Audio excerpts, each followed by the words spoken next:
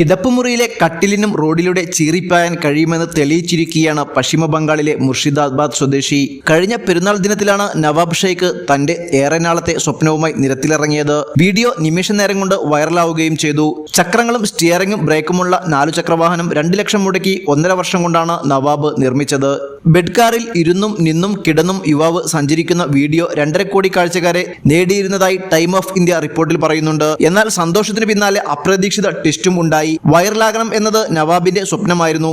പ്രതിമാസം 9,000 രൂപ ശമ്പളം നേടുന്ന സ്കൂൾ വാൻ ഡ്രൈവറായ നവാബ് അടുത്തിടെയാണ് സാമൂഹിക മാധ്യമങ്ങളുടെ സാധ്യതയിലേക്ക് എത്തുന്നത്.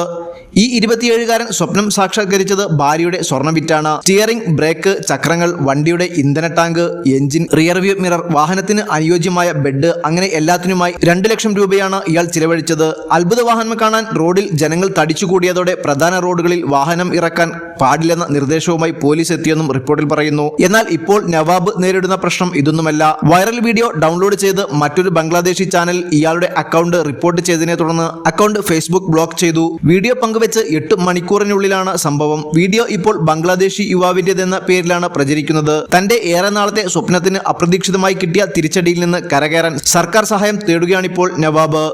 News desk, news 99. ഓരോ മുഹൂർത്തങ്ങൾക്കും അതിൻ്റെതായ സന്തോഷങ്ങളുണ്ട്. അതിൽ ചിലത് ഒരിക്കലും മറക്കാൻ പറ്റാത്തതും. Azad gold and diamonds, Thazhepalam, Tirur.